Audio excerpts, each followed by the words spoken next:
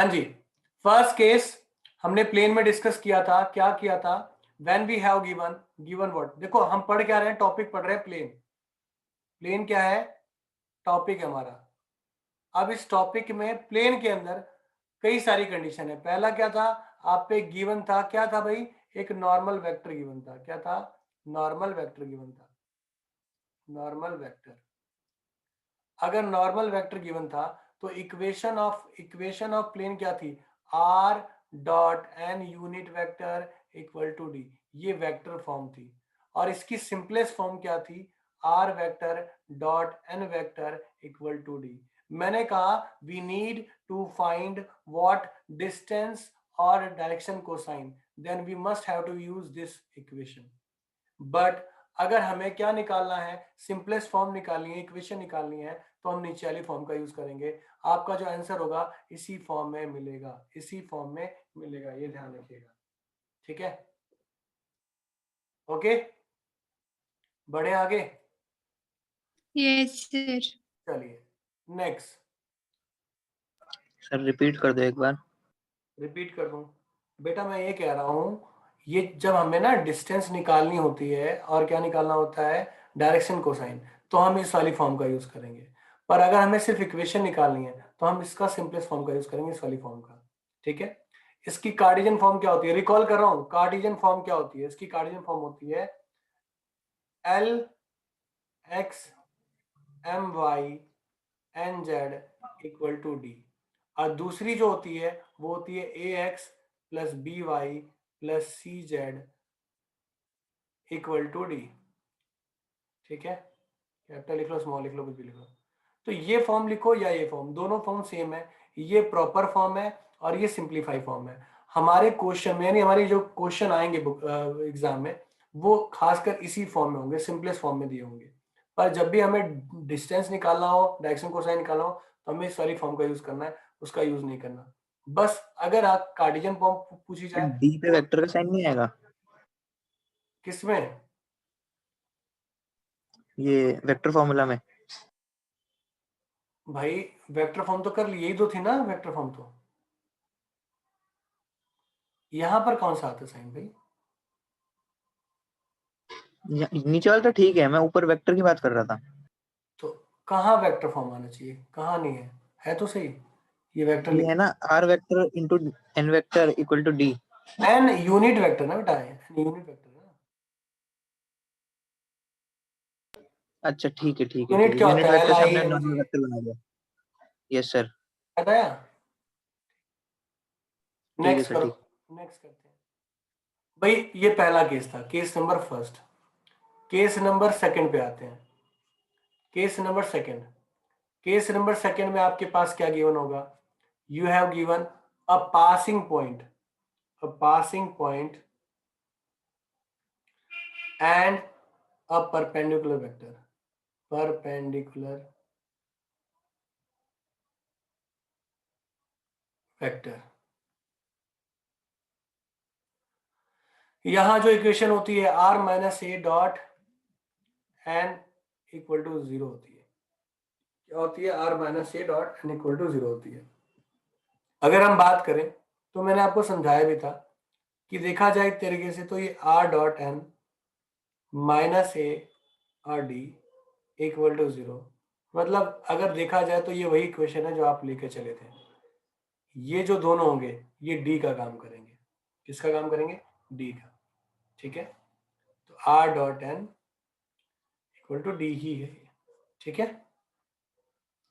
अब हम फॉर्म में सर कार्डिजन। इसको डी क्यों कहते हैं? डी एक्चुअली क्या होता है, देखो यहाँ पर आपके पास जो फॉर्म है, आप अगर किसी ऑब्जेक्ट पे डिफाइन कर रहे हैं तो यहां से यहां तक जो डिस्टेंस होता है ना, वो इस प्लेन पे डलता है ना, इस फॉर्म पे डलता है ना।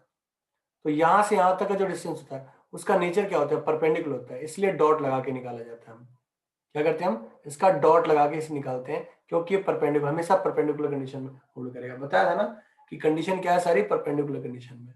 यानी अगर किसी भी पॉइंट से अगर इसके ऊपर डाल दो, डिस्टेंस जो निकलता है हमेशा परपेंडिकुलर कंडीशन में निकलता है। क्लियर है? ठीक है बेटा, बढ़े आगे। सर एक बार फिर से बता दो। मैंने कहा क्या कहा बेटा, जो ए है ना, कोई पॉइंट ए होगा ना यहाँ पर, यहाँ कोई एक पॉइंट ए है, यहाँ पर जो फॉर्म बनी हुई है एन है, तो ए और एन डॉट होंगे, तभी ना यहाँ से यहाँ तक का डिस्टेंस पता चलेगा, ये डिस्टेंस पता चलेगा।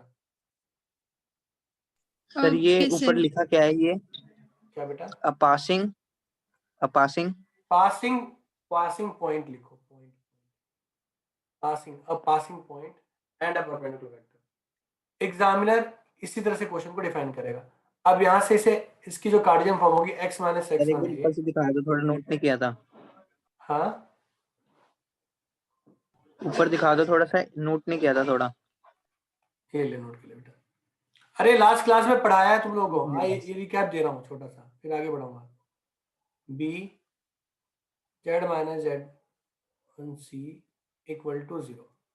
अब अगर इसको मॉडिफाई किया जाए, इसको मॉडिफाई किया जाए तो A X B Y C Z equal to A X one B Y one C Z one, ये होगा। ये आपका क्या होगा? डी होगा।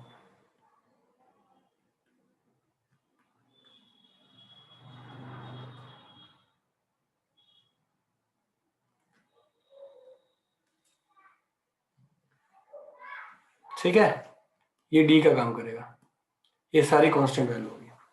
समझ में आ गई बात, ये नहीं आई? ठीक है। Yes sir. और ये कैसे पहले वाले से रिलेटेड है, केस फर्स्ट से रिलेटेड है, ये मैंने आपको दिखा दिया। ये रिलेटेड किससे? फर्स्ट केस से रिलेटेड।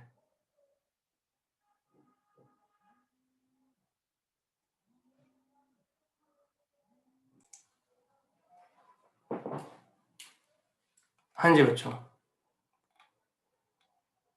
ये आगे बेटा समझ में आपको? ये आपको समझ में आ गया बेटा यहां तक? Yes sir. ठीक ठीक ठीक, आगे बढ़ो।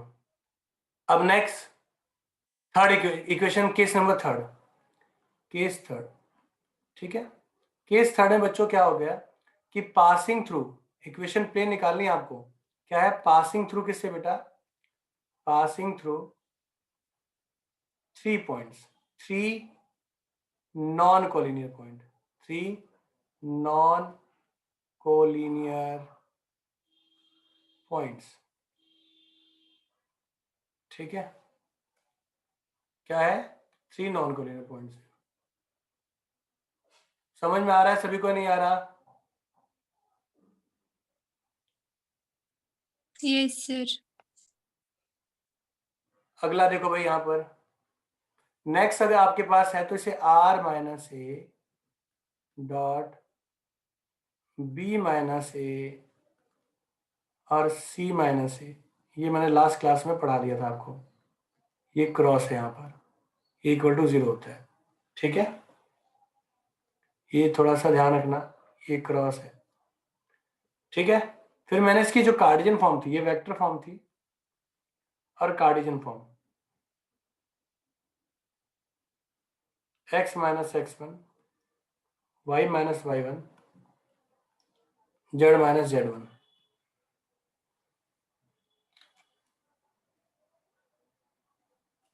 ठीक है, x minus X one Y minus Y one Z minus Z one, और y2 minus sorry x2 minus X one x3 minus X one y2 minus Y one और y3 minus Y one z2 minus Z one z3 minus Z one equal to 0। ये है। ठीक है, ये पढ़ा दिया था यहां तक पढ़ा दिया था ना? यहां तक किसी बच्चों को कोई दिक्कत तो नहीं थी ना? अब आगे बढ़ू ना? एक बार ये वाला केस बता देना, लास्ट में समझ नहीं आया था। इतना यहां तक तो समझ में आ गया था ना? यहां तक कोई दिक्कत नहीं थी क्या? ये समझ में यस आया? सर, ये आ गया था। ठीक है, अब सुनो ध्यान से, कहानी अब यहाँ शुरू होती है। और मैंने आप लोगों से कहा भी था कि एग्जाम के अंदर जो क्वेश्चन होंगे वो इस केस से पूछे जा रहे हैं। यही था कि नहीं था प्रिंस? केस यही था कि नहीं था बेटा? Yes sir. अब मैं Yes, समझा रहा हूँ sir. आपको कि भाई अब प्लेन की बात हो रही है, तो प्लेन के अंदर n वेक्टर आएगा, ये बात समझ में आ रही है। n वेक्टर आएगा, n क्या है, एक वेक्टर की फॉर्म है, और ये पॉइंट गिवन है हमारे पास। तो बच्चों यहां से इन दोनों से हम क्या बनाएंगे, एक वेक्टर बनाएंगे, और इन दोनों से दूसरा वेक्टर बनाएंगे। ये बात समझ में आ गई नहीं आ गई? बिना वेक्टर के तो इक्वेशन निकल ही नहीं सकती ना, सॉल्यूशन हो ही नहीं सकता। तो मैंने पॉइंट की हेल्प से क्या किया, अब इसी को क्यों सब्ट्रैक्ट किया, ये थोड़ी बड़ी वाली बात है, इसको समझेंगे अब कैसे। b माइनस ए आपके पास कंडीशन आ गई है, b माइनस आपके पास कंडीशन आ गई है, ठीक है, ये आपके पास कंडीशन है, ये आप पे ये वेक्टर बन गए, ये वेक्टर बन गए, हाँ या ना, इतना बताओ, कोई दिक्कत? Yes sir. ठीक है। अब एक ध्यान से देखो, आपको मैंने क्रॉस सिखाया था। अब मैंने क्रॉस में क्या सिखाया था, मान लो ये ए वेक्टर है और ये बी वेक्टर है, अगर हम क्रॉस करेंगे तो पूरा पार्ट आता है ना, कवर हो जाता है ना, पूरा पार्ट कवर हो जाता है, और एक वेक्टर बन जाता है, नया वेक्टर, जो पूरे इसको ऑब्जेक्ट को दिखाता है। हाँ या ना, हाँ या ना? Yes sir. Yes sir. इससे एक वेक्टर तैयार हो गया और इससे एक वेक्टर तैयार हो गया, उन दोनों वेक्टर का क्रॉस करके मैंने एक एन वेक्टर तैयार कर दिया। बात समझ में आई नहीं आई? आ रही है। अब तीसरी बात आती है, सर सब में से ए क्यों सब्ट्रैक्ट किया आपने, सब में से ए को सब्ट्रैक्ट क्यों किया, हम आपकी बात क्यों माने? तो इसको समझते हैं। इतनी बात सभी को क्लियर है ना, इतनी बात सभी को हाँ क्लियर सर। है या नहीं? यस सर, क्लियर है। क्लियर है, वेरी। Yes sir. अब समझते हैं, जैसे मैं थोड़ा समझा रहा हूं, ये मेरा ए कोई पॉइंट है, ये ए है, ये बी है, ये सी है, ये वेक्टर, ये वेक्टर, यहां से ए बी वेक्टर बन गया, यहां से ए सी वेक्टर बन गया, और ये आपके पास ये, इनका क्रॉस अगर मैं करता हूं तो जितना बड़ा ऑब्जेक्ट है वो डिफाइन हो जाएगा, एन की फॉर्म में डिफाइन हो जाएगा। क्लियर है, हाँ या ना? तो ए सी क्रॉस ए बी, हाँ सर, क्लियर है। ठीक है। अब मैंने आपको सिखाया था कि जो जो क्या होता है, क्या होता है स्टार्टिंग, जिससे जो बेसिक होता है, यानी देखो ए से स्टार्ट हो रहा है, तो आपके घटने वाला फैक्टर कौन है, ए ही घटेगा ना इसमें से। देखो ए सब्ट्रैक्ट कर रखा है, टर्मिनल माइनस इनिशियल होता है ना, टर्मिनल माइनस इनिशियल होता है, तो टर्मिनल क्या है, सी में से, यानी देखो ध्यान से, मैंने क्या घटाया, सब में ए घटा रखा है, और इस आर के लिए भी बेसिक कौन है, पासिंग पॉइंट क्या है, ए ही है ना, इसका पासिंग पॉइंट भी ए हो गया। इस दोनों वेक्टर के लिए, जिन दोनों वेक्टर के ऊपर क्रॉस निकाल रहे हो आप, उन दोनों वेक्टर के लिए भी क्या होगा, इनिशियल पॉइंट यही होगा ना, ए ही होगा ना, हाँ या ना? Yes sir. अब समझ में आ गया पिछला जो केस था वो कैसे इससे लिंक कर रहा है, हाँ या ना? जल्दी बोलो। Yes sir. ठीक है, हाँ जी सर। आ गया। अब समझ में, अब थोड़ा सा और डिटेल में चलते हैं। तो हमें समझ में आ रहा है कि r माइनस ए, ये जो ये वाला फॉर्म है, इसको मैं क्या मान ले रहा हूँ, n1 मान ले रहा हूँ, इसे n2 मान रहा हूँ, और इस n1 और n2 के क्रॉस से नया वेक्टर तैयार किया गया है, जिसे हम b वेक्टर बोल रहे हैं या n वेक्टर बोल रहे हैं। आई बात समझ में? यानी ये वही केस है जो हमने पीछे पढ़ा था, हाँ या ना? अब कॉपी निकाल करना, बातों को ध्यान से, भाई ये कैमरे ऑन कर लो बच्चों। हाँ जी, तो फर्स्ट ऑफ ऑल भाई ये क्वेश्चन आसान है, अगर आपके पास देखो ये जो पिछला केस था वही केस कैसे दिया हुआ है। अगर एग्जामिनर कहता है भाई इक्वेशन ऑफ प्लेन निकालिए, और आपको एक पासिंग पॉइंट देता है, और एक क्या देता है, प्लेन देता है, क्या देता है, प्लेन, जो कि परपेंडिकुलर नेचर का होगा। जैसे मान लो 2x, मान लो पासिंग पॉइंट आपके पास क्या है, 1 2 3 आपके पास कोई पासिंग पॉइंट है, और एक प्लेन दे दिया 2x plus 3y plus 4z equal to 7, तो उसे बोला पासिंग पॉइंट है और परपेंडिकुलर प्लेन है। तो इक्वेशन क्या होगी, r minus A dot N equal to 0, यही होगी ना, हाँ या ना? तो आपके पास x माइनस ये 1 आई, y माइनस 2j, और z माइनस 3k और जो n होगा वो क्या होगा 2i 3j और 4k होगा। हाँ या ना? होगा ना? Yes sir. तो डॉट अगर मैं करूं तो क्या होगा x minus 1 2 y minus 2 3 z minus 3 4 equal to 0। हाँ या ना? जल्दी बोलो। ठीक है।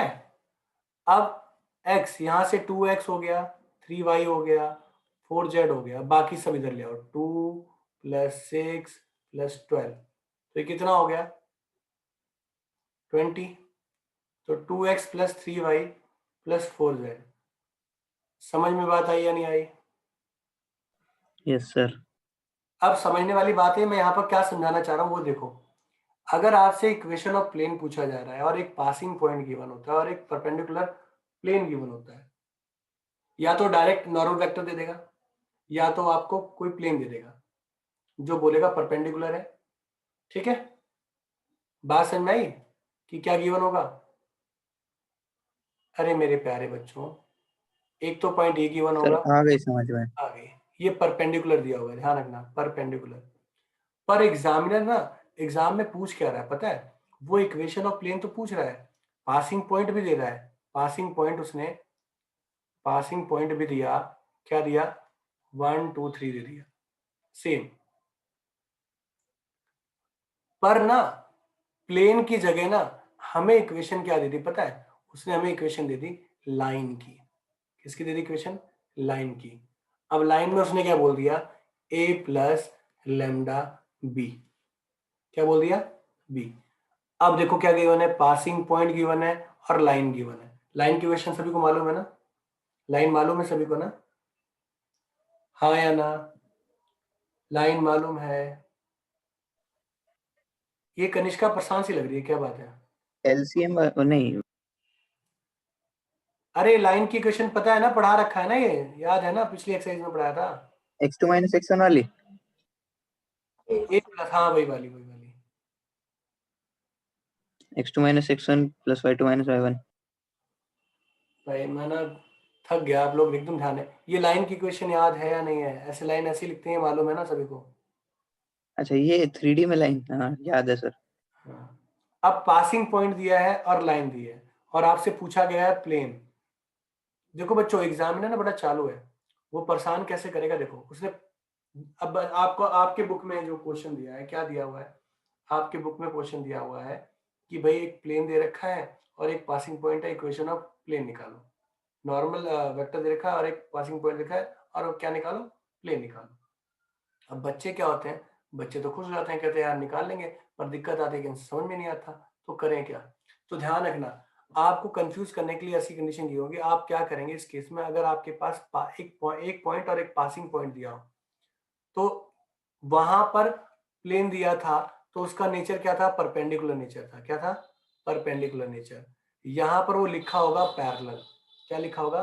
पैरेलल। बता दूं आपको, लाइन और प्लेन दोनों एक दूसरे से रिवर्स करोगे आप। अगर वो पैरेलल बोलेगा तो ये परपेंडिकुलर होगा, अगर ये परपेंडिकुलर होगा तो वो पैरेलल होगा। दोनों का रिलेशन उल्टा रहेगा, ध्यान रखना। इक्वेशन सेम रहेगी, r - a डॉट n की जगह b हो जाएगा, यहाँ पर काम खत्म। r - a डॉट b = 0 हो जाएगा, n की जगह b हो जाएगा। पर वो बोलेगा क्या? वहां प्लेन पूछ रहा है और प्लेन दिया हुआ है तो वो परपेंडिकुलर बोलेगा, और अगर यहाँ पर प्लेन पूछ रहा है और आप पे गिवन क्या है? लाइन, तो वो पैरेलल बोलेगा। इस वर्ड को ध्यान से सुन लेना। बात समझ में आ गई या नहीं आई?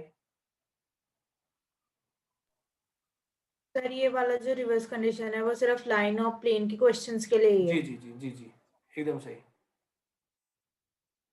बढ़े आगे। अब नोट लिखो, एक नोट लिखो। मैंने वैसे लास्ट क्लास में नोट लिखवाया था। If two vector are perpendicular to third. Yes sir, लिखवा दिया था। लिखवा दिया था ना?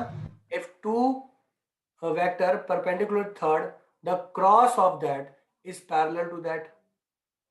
Cross of that is parallel to that, है ना? और if two vector are parallel to any third then cross of that is perpendicular to that. ठीक है, ये लिखवा चुका था। Yes sir.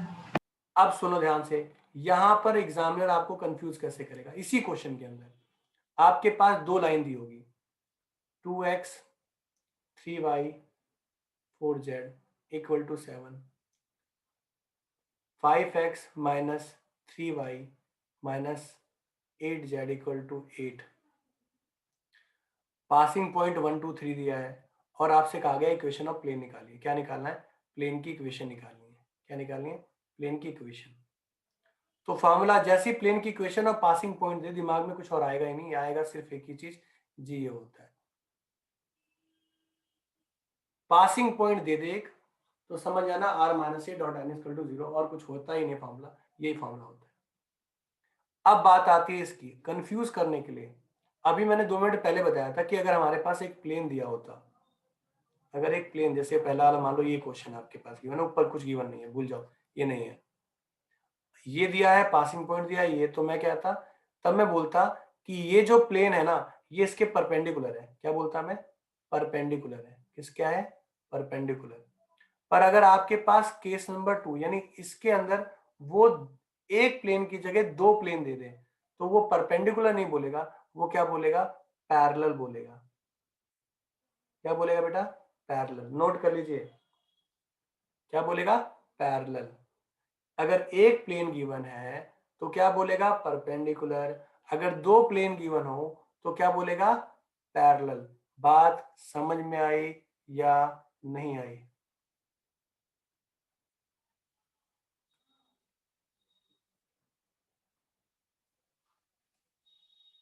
जल्दी बोलो, बात समझ में आई नहीं आई? Yes sir. नेक्स्ट हम बात करते हैं। नेक्स्ट, अब सर इसने क्यों ऐसा बोला? मैंने कहा भाई यहां पर तो सर परपेंडिकुलर ही होता है। क्या होता है? परपेंडिकुलर होता है।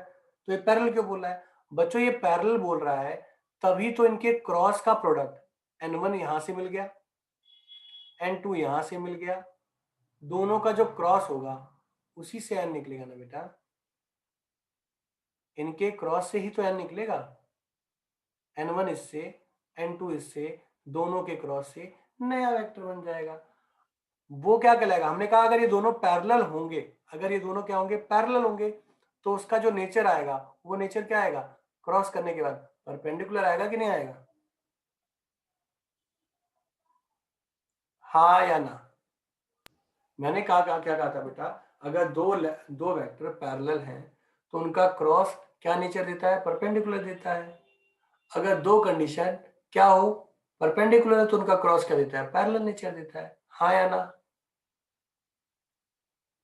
Yes sir. तो हमें तो चाहिए था परपेंडिकुलर, तो हमने इस पैरेलल कंडीशन, यानी एग्जाम में क्या लिखा आएगा? उसमें लिखा पासिंग पॉइंट और दो प्लेन को पैरेलल बोलेगा। क्या बोलेगा वो? पैरेलल बोलेगा। संभल के, ये इंपॉर्टेंट चीज है। ठीक है, तो पुटअप करोगे और निकालोगे। समझ में आ गई बात?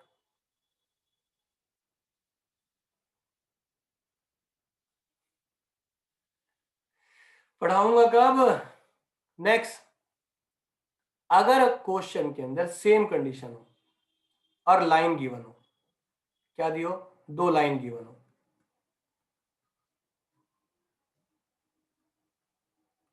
ये आपके पास दो लाइन गिवन है।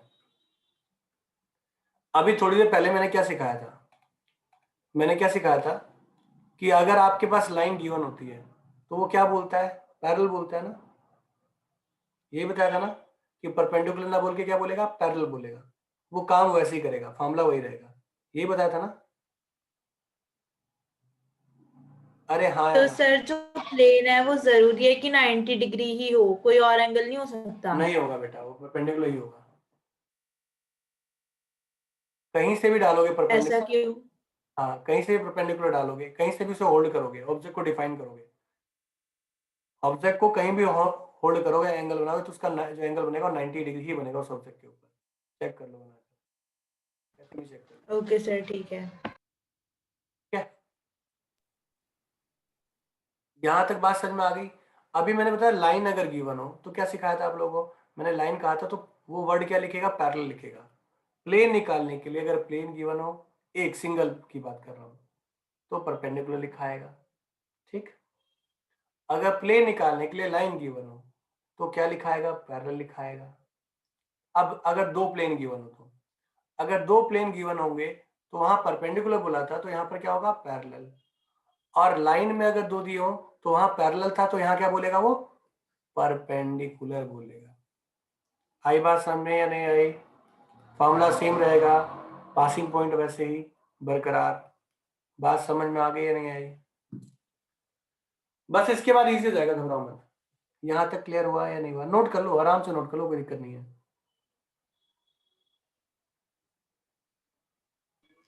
सर नोट्स भेज देना। नोट्स भेज देना, चलिए भेज देंगे। बस अब केस नहीं, अब सिंपल वाली कंडीशन बताऊंगा, कोई केस नहीं कराऊंगा, केस बाद में कराएंगे सारे। यहां तक समझ में आ गया सभी को? जल्दी बोलो। सर हाँ अभी और भी केस बच रहे हैं। हाँ, अभी तो स्टार्ट ही किया बेटा मैंने। सर इसमें कितने केस हैं? अभी मैंने कुछ नहीं पढ़ाया इसमें से, अभी मैंने कुछ भी पढ़ाया ही नहीं प्लेन के अंदर, थोड़ा सा ही पढ़ाया, एकदम हल्का सा पढ़ाया। अब लिखिए अगली फॉर्म, लिखिए प्लेन, लिखिए प्लेन। प्लेन सर इंटीग्रेशन कम था क्या, अभी प्लेन भी है, इतना मुश्किल? मुश्किल नहीं है, मुश्किल नहीं है, मुश्किल इसलिए है क्योंकि आप रीड नहीं कर रहे हो। 2 या 3 बार रीड करो। मैं अभी वीडियो भेज दूंगा आप लोगों को, भेज दूंगा। जिसको वीडियो चाहिए वो व्हाट्सअप कर देना, भेज दूंगा वीडियो। उसे 2 या 3 बार देखोगे तो अपने आप समझ में आ जाएगा, ज्यादा टाइम लगेगा। मुझे पता है इसे 1-2 बार मुझे और पढ़ाना पड़ेगा। अभी देखो नेक्स्ट, इंटरसेप्ट सर फॉर्म। बताओ कि इसमें कितने हैं? हाँ, कितने हैं इसमें ऐसे केसेस, मतलब? अभी तो 5-6 केस होंगे बेटा, और 4-5 ऐसे केस होंगे। सिंपल, ये सिंपल है, मतलब अब मैं टिपिकल नहीं करा रहा, सिंपल कराऊंगा केस। अब देखो यहाँ पर इंटरसेप्ट फॉर्म, अगर डायरेक्ट बात करो तो इंटरसेप्ट फॉर्म होता है x अपॉन ए, y अपॉन बी और z अपॉन सी। इतना ही, इतने ही की जरूरत है आपको। पर ये आया कैसे, सिंप्लीफाई कैसे हुआ, वो समझना है तो आपको देखना पड़ेगा। ये इंटरसेप्ट फॉर्म है, x के ऊपर a, y पे b, z पे c। कल भी क्लास है भाई, कल भी क्लास है, ध्यान रखिएगा, कल भी क्लास है। जितना उनको पढ़ाऊंगा उतना आपको कवर कराऊंगा, चाहे किसी भी हाल में कराऊं, चाहे रेगुलर रखनी पड़े आपकी बेसिक। तो ये आपके पास प्लेन का कंडीशन है। अब मैं बोलता हूं कि अगर मेरे पास प्लेन की इक्वेशन हो ax plus B Y plus C Z D, ये है आपके पास। इंटरसेप्ट किस पे हो रहा है, एक्स एक्सिस पे अगर होता है तो मैं x की जगह क्या लिखूंगा, स्मॉल a, y की जगह क्या लिखूंगा 0, और z की जगह क्या लिखूंगा 0 प्लस डी स्क्वल टू 0, तो ए स्क्वल टू माइनस डी। तो कैपिटल ए की वैल्यू क्या आ गई, माइनस डी अपॉन ए। हाँ यार, ये एक्स एक्सिस पे किया मैंने, ठीक है। अगर मैं वाई एक्सिस पे करता हूं तो क्या होगा, a into 0, b into small y plus z into 0 plus इधर ले जाके माइनस का डी कर देता हूं। तो यहां से कैपिटल बी की वैल्यू कितनी आ जाएगी, माइनस डी अपॉन बी। ऐसी जेड एक्सिस पे अगर मैं करूं तो क्या होगा, a इंटू 0, b इंटू 0 और c into small C minus d. तो यहां से कैपिटल सी की वैल्यू कितनी आ जाएगी, minus D upon A C आ जाएगी। तीनों को उठाकर इक्वेशन फर्स्ट जो थी हमारी, equation first, equation second, equation third, equation fourth, इन सबको उठा के एक ही जगह रख देंगे। तीनों को, सेकेंड थर्ड फोर्थ को उठा के किस में रख देना है, फर्स्ट में रखेंगे। तो भाई ए की जगह क्या लिखूंगा, ए की जगह minus D upon small a x लिखूंगा, बी की जगह minus D upon small b लिखूंगा, और सी की जगह माइनस डी अपॉन सी लिखूंगा।